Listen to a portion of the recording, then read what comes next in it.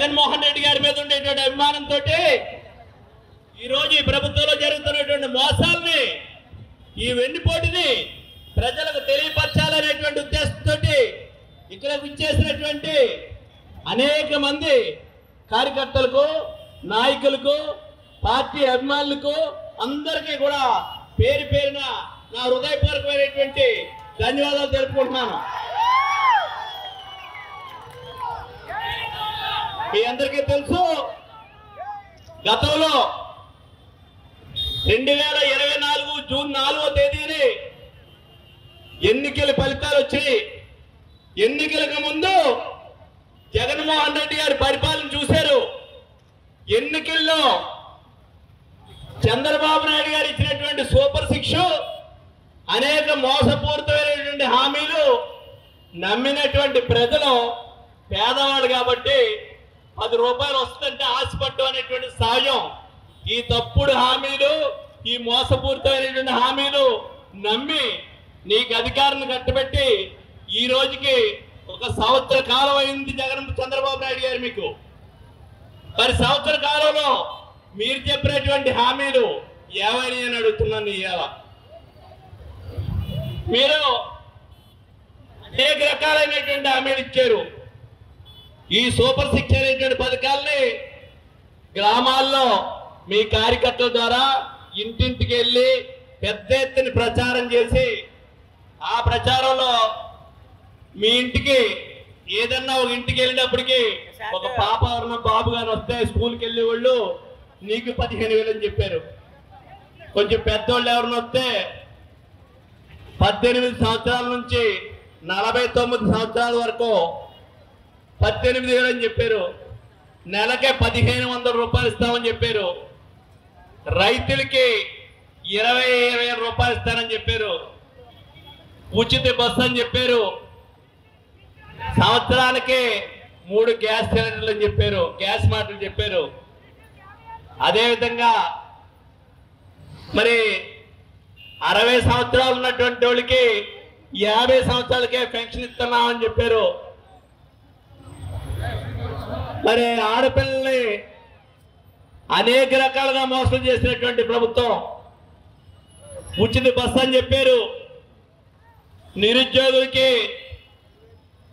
20 లక్షల ఉద్యోగాలని చెప్పి 3,000 రూపాయల నెలకే నిరుద్యోగ వృత్తి అని చెప్పారు.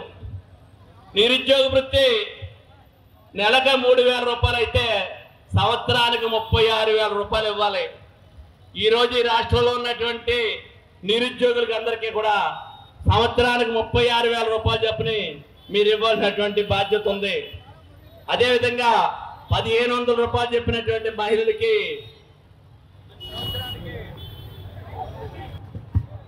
సంవత్సరానికి 1,500 చెప్పినటువంటి మీరు ఇప్పటికి సంవత్సరానికి 18,000 రూపాయలు మహిళలకు ఇవ్వాల్సింది. ఆడపిల్లలకి ఏమైనా బాబు ఈ గ్యారంటీలన్నీ అనేక రకాల హామీలు చెప్పి ఈ రాష్ట్రంలో జగన్మోహన్ రెడ్డి గారి పరిపాలనలో ప్రతి నెలకి కూడా ఏదో ఒక రకమైనటువంటి పథకం ద్వారా నిరుపేదలకి బటన్ నొక్కితే నిజాయితీగా ఏ విధమైనటువంటి అవినీతి లేకుండా, ఎక్కడ లంచాలు లేకుండా నేరుగా మీ ఖాతాల్లో డబ్బులు వేసేటువంటి కార్యక్రమం ఆ రోజు ఉండేది. ఈరోజు చెప్తున్నాం ఆ పథకాలను ఒక్కసారి ఆలోచించుకోండి. ఈరోజు ప్రభుత్వంలో జరుగుతున్నది ఏంటనే చూసుకోండి. గత ప్రభుత్వంలో చంద్రబాబు నాయుడు గారి నాయకత్వంలో 2014లో ఏ విధంగా మోసం చేశారో ఈరోజు 2024లో కూడా అదే విధమైనటువంటి మోసంతో ప్రజల ముందుకు వచ్చారు. పేదవాళ్ళు కాబట్టి మీ తప్పుడు వాగ్దానాలు నమ్మి మోసపోయారు. అందుకనే ఈరోజు వెన్నుపోటు దినంగా మరి జగన్మోహన్ రెడ్డి గారు ఈ కార్యక్రమాన్ని చేపట్టడం జరిగింది. ఒకసారి మీరు ఆలోచించండి, ఇక్కడ ఈ పట్టణంలో ఏం జరుగుతుంది అనేటువంటిది ఒక్కసారి మీరందరూ ఆలోచన చేయవలసిందిగా కోరుతున్నాం. ఆ రోజు రేషన్ బియ్యం ఇంటింటికి బళ్ళు మీద వచ్చి మీ గుమ్మాలోనే రేషన్ ఇచ్చేటువంటి పరిస్థితి ఉండేది. ఈరోజు రేషన్ బియ్యం ఎత్తేసారు. ఈ రాష్ట్రంలో ఉన్నటువంటి 2,50,000 మంది యువతకి మరి వాలంటీర్లు ఇస్తే జగన్మోహన్ రెడ్డి గారు మీరు 10,000 రూపాయలు ఏంటి, 5,000 రూపాయలు ఏంటి, 10,000 ఇస్తారని చెప్పారు. 10,000 రూపాయలు ఇస్తారని చెప్పేసి నమ్మి మీకు ఓట్లేశారు. 2,50,000 మందికి వెన్నుపోటు పొడిచారు చంద్రబాబు నాయుడు గారు. అదేవిధంగా లిక్కర్ విషయంలో జగన్మోహన్ రెడ్డి గారి పరిపాలనలో ఊరు చివరెక్కడో ఉండేటువంటి లిక్కర్ని తీసుకొచ్చి ఏర్లై పారించేటువంటి పరిస్థితుల్లో గ్రామం మద్యం పెట్టారు. ఇప్పుడు మనం మున్సిపల్ ఏరియాలో ఉన్నాం. ఇప్పుడు ఇన్ని గ్రామాల నుంచి ఇంత జనం వస్తే ఇంతకంటే ఎక్కువ జనం ఆ మున్సిపల్ ఆఫీస్ పక్క బ్రాండ్ షాపుల దగ్గర ఉన్నారు. సిగ్గు లేదా ఈ ప్రభుత్వానికి అని అడుగుతున్నాను.